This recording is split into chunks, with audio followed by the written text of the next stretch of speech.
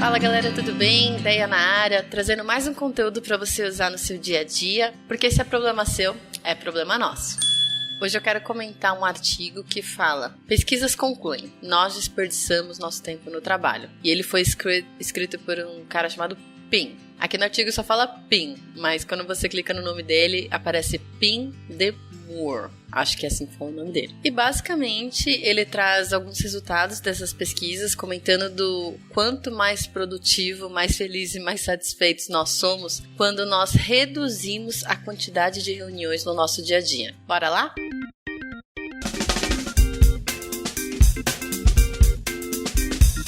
Ele vai comentando um artigo da Harvard Business Review. E aí ele começa com a seguinte frase: nós descobrimos que a produtividade dos funcionários foi 71% maior quando as reuniões foram reduzidas em 40%.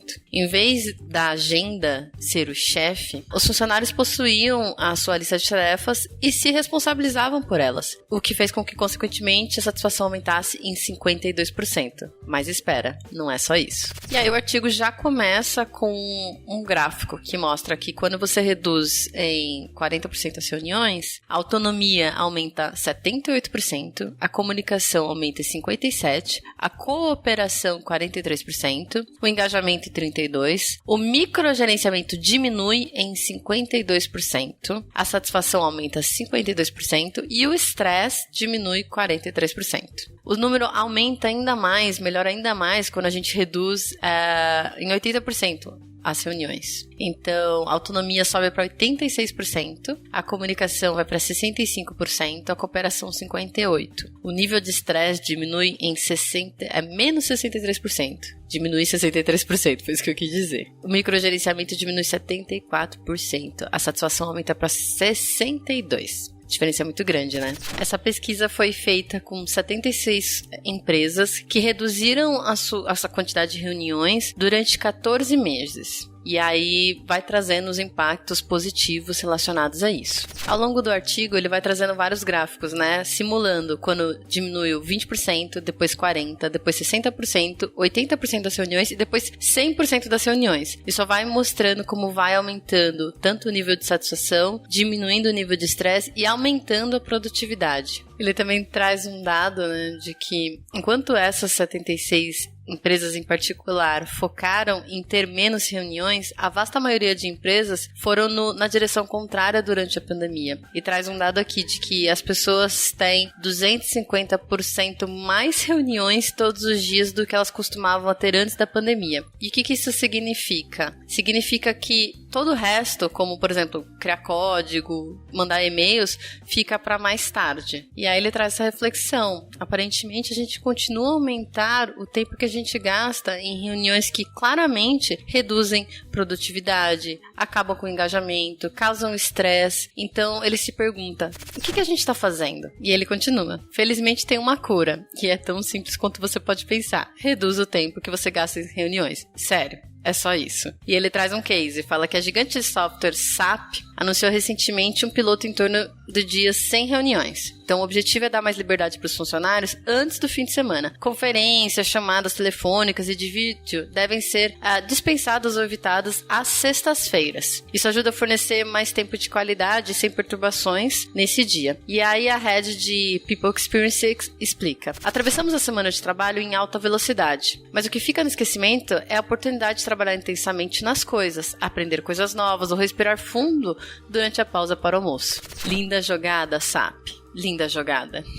Então ele traz, quando a gente olha de volta ao gráfico e a gente pensa em dispensar todas as reuniões, não parece uma boa ideia. Apesar de que ainda assim, quando dispensa 100% das reuniões, tem um aumento de engajamento e produtividade e cooperação, quando você dispensa 100% das reuniões, ainda assim o engajamento, produtividade e cooperação são menores do que quando você reduz 80% das reuniões. Então qual que é a conclusão? Você escolher direitinho quais reuniões você vai jogar fora. Vamos então começar com 3 dicas. Dica número 1. Crie um ritmo de reunião fixo para a sua equipe e organização, que inclui uma seleção rigorosa de reuniões verdadeiramente vitais.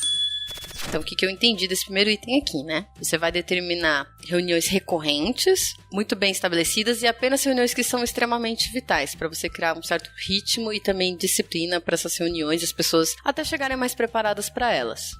E ficar evitando pipocar qualquer tipo de reunião a qualquer momento, onde as pessoas às vezes chegam para a reunião e nem tem clareza do que aquela reunião vai resolver. Próxima dica. Dica número 2. Para 99% de suas reuniões restantes, a palavra mágica é assíncrona. Faça as coisas de forma assíncrona. Colabore com os colegas, mas deixe que todos os façam em seu próprio tempo, em seu próprio ritmo. Use ferramentas de colaboração como Miro, Mural, Basecamp, Slack para fazer funcionar. Aqui tem um ditado importante que eu aprendi lá no Officeless, que é estar online não é necessariamente estar disponível. Então, escreva boas mensagens, capricha na sua comunicação escrita, deixe claro quais são os seus pedidos, quais são as suas expectativas, necessidades e envia sem esperar que a pessoa vai responder na hora, porque aí você realmente dá liberdade para a pessoa trabalhar de forma remota, trabalhar no tempo dela e te responder quando ela puder. Dica número 3. Aumente a transparência sobre quem está trabalhando no quê.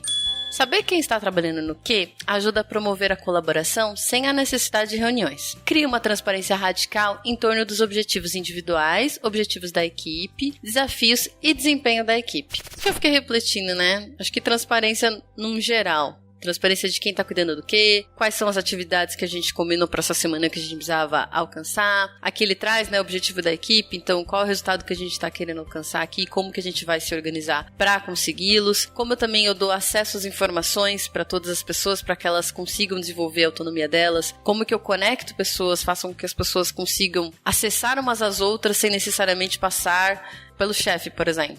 Eu só consigo falar com tal departamento se eu primeiro falar com o meu chefe. Não. Como é que eu crio o link entre as pessoas e dou essa transparência e conecto elas? Então, acho que tem muito disso também, para ajudar com que as pessoas tenham mais autonomia, se possível, sem tantas reuniões. E ele termina falando, boa sorte para recuperar seu valioso tempo.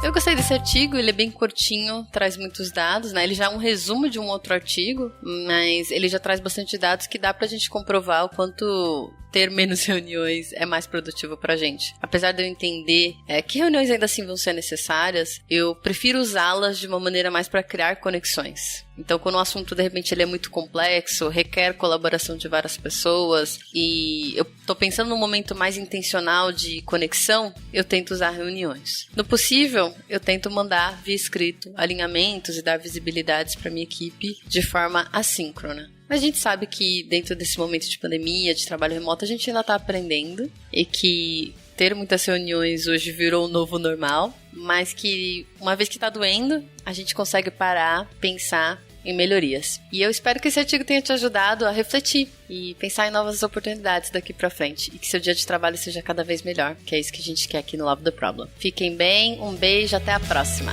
Tchau, tchau.